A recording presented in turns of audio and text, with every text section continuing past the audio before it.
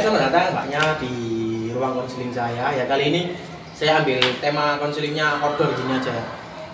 Karena gimana ya, kalau saya lihat dari murid-murid kemarin atau teman-teman kemarin yang mau konseling itu merasa gimana ya, bosan gitu ya. Udah saya coba usahakan gitu kan outdoor gini ya, meskipun gimana ya, meskipun nggak se apa ya, gimana ya, suasananya nggak sedingin di ruang konseling, kan ada AC-nya dong. Iya. Nah, kalau di sini kan outdoor gini ya, Kak, dari mbaknya ini gimana? Ya nggak apa-apa sih Pak, saya juga merasa nyaman aja kalau di outdoor juga. Ah, Apalagi kan oke. pemandangannya juga beda kan Iya, Pak ya. iya, iya. Itu. Terus minggu kemarin juga banyak kok anak-anak yang maksudnya tak melakukan konseling outdoor itu juga senang juga. Ya, kalau bisa mbaknya nyaman, oke ya kita lanjutkan aja konselingnya. Oke, ini kalau nggak salah ini namanya Mbak Dina ya. Iya Pak. Jadi kemarin kan sudah menghubungi saya kan, Iya. mau konseling. Ini maaf ya, ini sebelumnya ya, beberapa hari yang lalu saya nggak bisa nggak bisa melayan konseling karena gimana ya, masih ngurus ini pindah ruang pindah ruang konseling kan, masih apa ya, direnovasi gitu kan. Oh iya. Jadi ya gimana ya, udah saya mau lanjutkan, mau saya paksakan tapi kok keterbatasan waktu gitu. Iya. Jadi kayak gitu. Oke, sini sebelumnya mbaknya ini gimana ya, udah paham nggak sih konseling itu gimana? Iya, kalau sudah pahamnya sih ya paham sih Pak. Ya Ah, mungkin oke, Bapak oke. bisa menjelaskan lagi karena saya juga pernah mengikuti konseling walaupun satu kali. seperti Ya itu, ya Pak. apa. Oke, langsung saya jelaskan ya semudah Ya. mungkin gitu. Dalam konseling itu sendiri intinya gini Mbak, saya memfasilitasi mbaknya buat saya selesaikan masalahnya. Tapi yang benar-benar ingin diselesaikan, yang ingin menyelesaikan masalahnya itu dari mbaknya sendiri. Itu jadi seperti bakat dan minat gitu ya. Kalau bakat pasti udah langsung suka gitu kan. Saya suka terhadap sesuatu, udah langsung ditekuni aja. Seperti itu kan, seperti masalah. Saya cuma memberikan tempat, fasilitas, saya mengarahkan aja. Tapi yang real menyelesaikan masalahnya itu mbaknya gitu. Lalu di konseling saya ini, saya cuma berlandaskan 3 hal yang sering saya kemukakan ke teman-teman atau siswa-siswa yang mau saya konseling kan gitu. Yang pertama itu asas kerahasiaan, asas kesukarelaan, dan asas keterbukaan. Nah, asas kerahasiaan ini tuh yang cuma tahu data-datanya tuh mbaknya sama saya aja. Karena gimana ya, sering saya jumpai gitu ada siswa yang nggak tahu konseling. Saya sih sendiri nggak tahu ya, dia ini melakukan konseling atau gimana. Itu kepada wali kelasnya sih.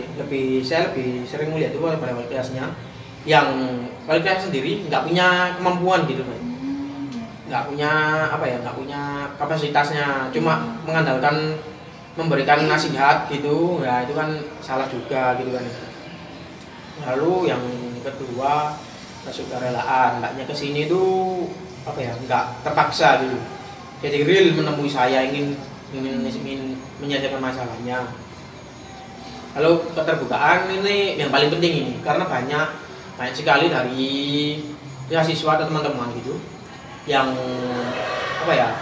nggak mau nggak mau terbuka gitu loh, maksudnya masih takut dan beranggapan bahwa saya ini akan jadi seperti wali kelas yang lainnya. Nah, ini berkesinambungan sama yang kita dia asas kerahasiaan. Karena yang saya lihat itu banyak wali kelas gitu, setelah masalahnya diselesaikan itu nggak diberikan ruangan khusus gitu kan. Kalau di konseling saya kan ada ruang konseling sendiri. Nah, itu tuh informasinya tuh semua orang bisa mendengarkan gitu. Jadi mereka tuh merasa kayak nggak mau tak buka, nggak mau buka. Saya takutnya nanti seperti guru-guru yang kemarin atau yang lalu atau yang gimana gitu. Jadi informasinya itu semua orang tahu ya, itu kan menurut saya kan ya nggak boleh dan nggak boleh ada hubungannya ya kan. Yang bersangkutan kan wali kelasnya dengan siswanya. Kenapa enggak, meskipun itu bukan konseling, tapi seenggaknya itu cari tempat gitu loh, ya kan, yang saya utamakan dari tempat aja. Oke, jadi itu aja sih Mbak, dari Mbak ini, Mbak Dina. Iya. Mungkin ada yang mau ditanyakan lagi?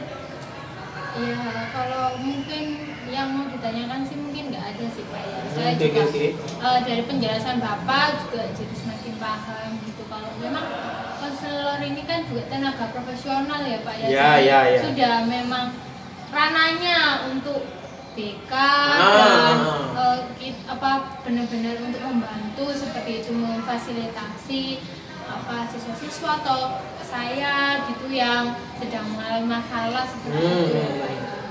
Ya. Terima kasih banyak sudah menjelaskan. Oke. Oke, kalau misal nggak ada ditanyakan lagi, ini langsung ke poinnya aja ya. Kalau mungkin hanya kesini kan nggak mungkin kalau misalnya sesi tanya jawab gitu, Q&A gitu kan. Mungkin dari Mbaknya sendiri mungkin ada gimana ya, permasalahan gitu, bisa atau materi dari Mbaknya ini yang bisa saya dengarkan gitu. Kalau misal boleh silakan. Iya Pak, jadi permasalahan saya ini saya tuh takut pada beberapa orang yang memiliki suara yang bernada tinggi. Iya. Jadi kayak saya mengalaminya itu sudah lama Pak. Waktu kecil itu guru saya itu ada yang memang bernada tinggi dan beliau itu marah kepada saya seperti itu. Mungkin dari situ tuh saya ngerasanya itu guru saya itu memarahi saya, tetapi orang-orang di sekitar saya itu menganggapnya itu hanya memberi nasihat, cuma guru saya itu tidak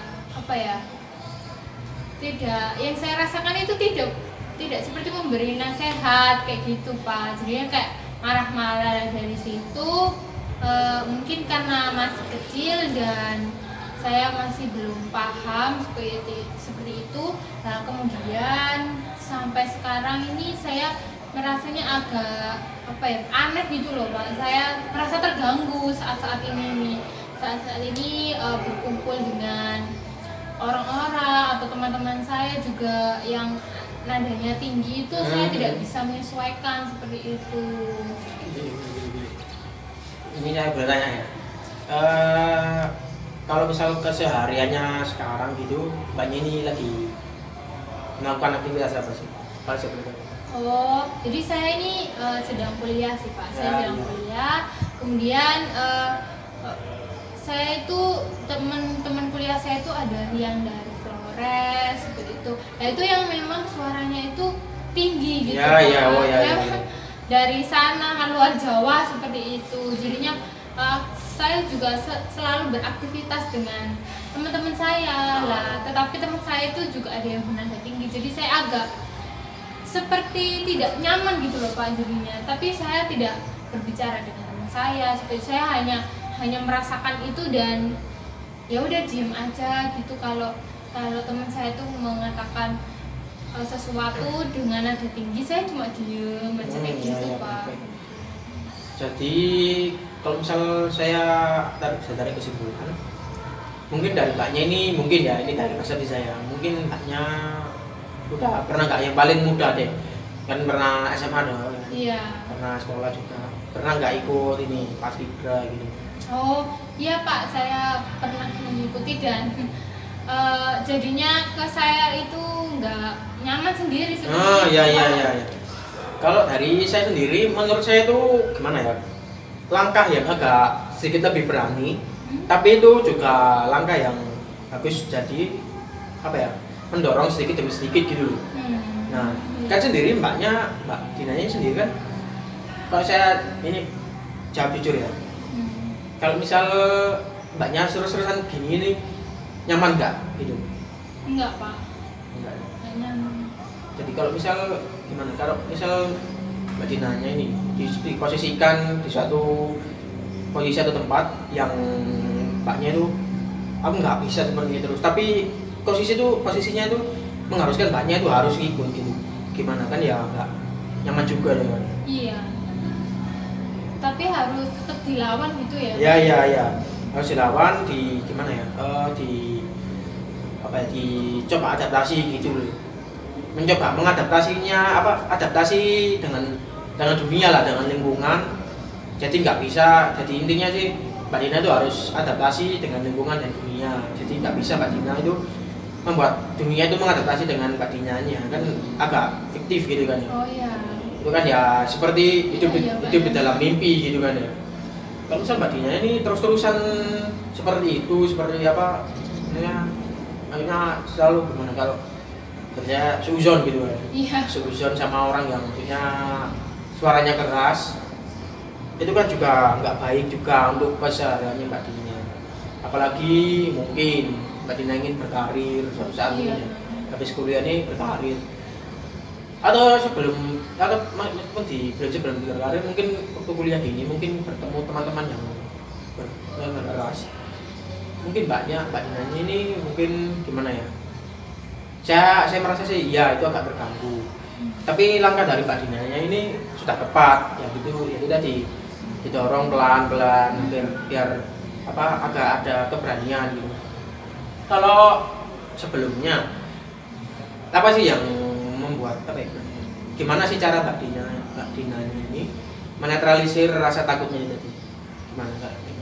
Oh, kalau saya itu pernah mencoba ya Pak beberapa hal. Itu kayak kan saya pernah SMA mengikuti Paskibra seperti itu. Jadi saya melihat video-video Paskibra seperti itu yang memang berada di rumah seperti itu. Dan kalau saya kayak takut gitu saya berhentiin, terus saya ngobrol dengan orang tua seperti itu. Jadinya kalau mendengar suara orang tua saya itu kayak bawaannya tuh nyaman aja gitu loh Pak, tenang gitu, karena ibu saya juga kalem gitu loh Pak, kalau ngomong itu juga pelan-pelan seperti itu. Dari keluarga saya itu seperti itu, jadinya saya menyeimbangkan lah seperti itu. Tapi kalau misalnya menghadapinya di dunia luar seperti di luaran kayak bertemu dengan orang gitu kan, saya masih agak susah ya Pak ya, masih kayak ya kalau takut ya udah saya diem aja seperti itu. Kalau misalnya saya agak lebih ringan udah nggak takut lagi ya saya ngomong seperti itu. Kayak gitu. Oke. Jadi saya simpulkan bahwa Mbaknya ini gimana bisa menetralisir, tapi hanya pada lingkup tertentu. Iya. Sebenarnya dari saya sendiri sih seharusnya Mbaknya ini mampu, kalau dari saya Mbaknya ini mampu bisa menyesuaikan atau bisa menyelesaikan permasalahan yang seperti ini. Tapi karena mungkin dulu Mbaknya ini nggak punya tempat atau nggak dapat tempat atau nggak mencari ada konseling gitu. Di konseling juga kan membantu toh ya, membantu siapapun untuk menyelesaikan masalah. Mungkin dari saya Mbaknya ini nggak dapat tempat buat ekspresikannya. Tapi kalau dari saya sendiri sih, saya percaya Mbaknya ini mampu menyelesaikan masalahnya ini lagi, mampu menetralisir rasa takut. Seperti Mbaknya ikut Paskibra gitu kan, wah itu sebuah langkah yang gimana ya? Kalau dari saya itu agak ekstrim, tapi itu juga oke, bisa itu bisa jadi. Lalu gimana ya? Lalu kalau misal Mbaknya ini suatu saat diberikan diberikan suatu tempat atau posisi atau waktu yang dimana mungkin dari Mbaknya ini mengikuti lomba Paskibra nanti itu di gimana ya, kan kata Mbaknya Dina orang tua bisa menetralisir. Nah misal apa sih yang terjadi kalau Mbaknya ini lomba orang tua ikut datang nih, apa masih ngedrop atau masih bimbang gitu kan antara perlombaan, kan nggak mungkin dong kalau misal ikut lomba tapi nggak rame gitu kan ya, agak mustahil. Itu gimana kalau itu? Iya sih Pak, jadi waktu lomba itu ya orang tua saya ikut mendampingi dan sebelum ke lapangannya itu pasti kayak briefing gitu lah Pak, briefing dengan pelatih gitu, dan pelatih saya tuh tahu saya bahwa memang ada kesulitan gitu Pak di sini gitu, tapi saya ikut seperti itu, jadinya orang tua saya jadi sedikit kayak menambahi seperti itu. Tapi kan seberanjaknya dewasa ini sampai saat ini sekarang ini kan saya masih sedikit ada ketakutan, dan saya pinginnya tuh kayak enggak itu loh Pak, kayak saya harus belajar sendiri, nggak sama orang tua. Kalau dulu kan harus ada orang tua saya baru merasa nyaman, seperti itulah Pak ya gitu. Jadi saya berusaha mengatasi gitu loh Pak sendiri gitu. Oke, mungkin dari saya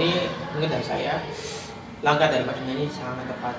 Ini sangat gimana ya, membimbing diri sendiri menuju perubahan, meskipun nggak menyeluruh ya, mungkin karena udah dari dulu terus akhirnya nggak ini kuliah ya kan, masuk universitas, jadi udah nggak memperdulikan itu lagi. Tapi kok lama-lama ya kok merasa kayak kalau mendengarkan yang keras-keras gitu kok mengingat masa lalu lagi. Ya kalau dari saya sih nggak boleh gitu kan, jangan diingatkan terus gitu.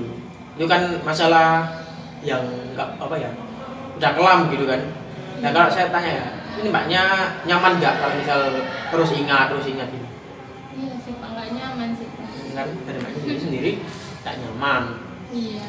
Lalu apa ya, Mbaknya ini sudah berusaha semaksimal mungkin buat menghilangkan rasa takut tadi. Tapi meskipun itu masih ada rasa takut lagi, ya kan? Iya.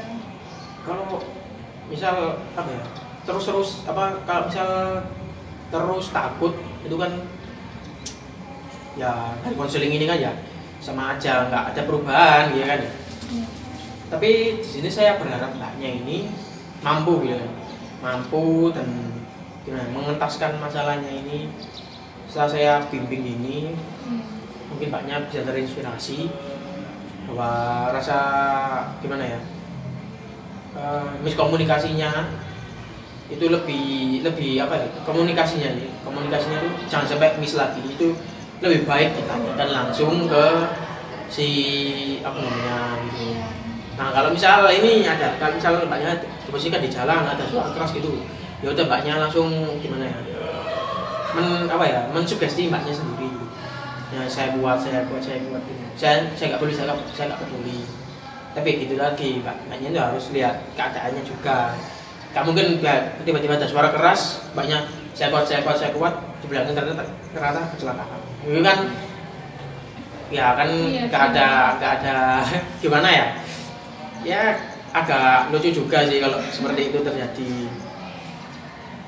Lalu dari gimana ya, mungkin dari Mbaknya sendiri, dulu ya mungkin SMA tadi pernah nggak sih Mbaknya ini mencoba gitu, maksudnya mencoba secara real gitu loh, jadi nggak dipantau orang tua, maksudnya real mencoba melawan rasa takut itu tadi, pernah nggak dari mencoba? Oh belum sih Pak, belum mencoba, baru saat ini saya sudah lulus dari SMA seperti itu, jadinya ya saya sudah memiliki pemikiran apa, saya tidak bisa selalu mengandalkan orang tua kayak ke zona nyaman seperti itu. Tapi kalau untuk mensugesti diri sendiri itu saya belum sih Pak ya. Jadi dari konseling ini saya jadi kayak oh iya saya mungkin tak bisa diri saya. Kalau dari mungkin ini sedikit sharing aja. Mungkin dari pendapat saya ini bisa Mbak Dina terapkan atau bisa juga enggak, mungkin senyamannya Mbaknya. Iya. Dulu ketika saya punya masalah gitu ya, sama sih agak 11-12 sama Mbaknya ini. Itu agak takut, ya udah langsung saya paksakan untuk berbicara di depan cermin gitu. Jadi ya udah semampu saya gitu sih. Jadi membuat saya sendiri itu termotivasi. Saya bisa, saya mampu. Ini dari Mbaknya bisa jadi seperti itu, gitu kan? Oh iya. Gitu. Jadi gimana dari konseling kita ini? Iya Pak, saya dari sini saya melakukan konseling jadi lebih lega gitu loh Pak. Iya. Karena kalau di luar sana mungkin kalau saya bercerita dengan teman saya atau orang lain itu kayak nggak nyampe gitu loh. Saya merasanya tuh itu jadinya saya oh iya ya saya kan pernah mengikuti konseling pada masalah yang lalu dan bisa terselesaikan ya mungkin dengan masalah ini saya mengikuti konseling lagi bisa terselesaikan seperti itu. Jadi saya sudah bertemu dengan Bapak pada hari ini terus tadi Bapak bilang pada saya mungkin sudah jadi sendiri ya saya jadi kayak iya ya saya juga belum pernah mencoba seperti itu jadi saya ingin mencobanya. Nah, mungkin dari ini biasanya pulkan Mbaknya ini mendapatkan pandangan-pandangan baru ya iya, Pak. menyelesaikan masalahnya Mbaknya. Oke. Ya, sebelumnya ini saya lupa akan waktunya gitu. Saya lupa. Maksudnya ini saya berikan pilihan. Mungkin Mbaknya ini minta waktunya masalah waktu ya berapa lama yang saya sediakan itu cuma 30, 45 sampai 90 gitu. Mungkin Mbaknya bisa pilih. Ya 30 menit mungkin cukup Pak. Ya oke. Kalau paling lambat mungkin ya 40. Ya boleh. Ya. Untuk maksudnya untuk konselingnya kita saling menyesuaikan aja ya. Oh iya Pak. Jadi dari mbaknya kosong, saya kosong, insya Allah saya bisa gitu kan ya. Saya juga akan mencoba semaksimal mungkin membimbing mbaknya agar masalahnya ini cepat selesai. Lalu dari konseling ini itu nggak bisa ya kalau cuma satu kali dua kali harus terus. Jadi saya juga melihat perkembangan dari mbaknya tadi. Bisa apa yang terjadi apa yang udah jadi selesai. Iya Pak. Kalau misal ditanyakan lagi ya. Terima kasih atas waktunya Mbak Bidanya. Kalau misal saya salah berkata ya mau dimaafkan ya.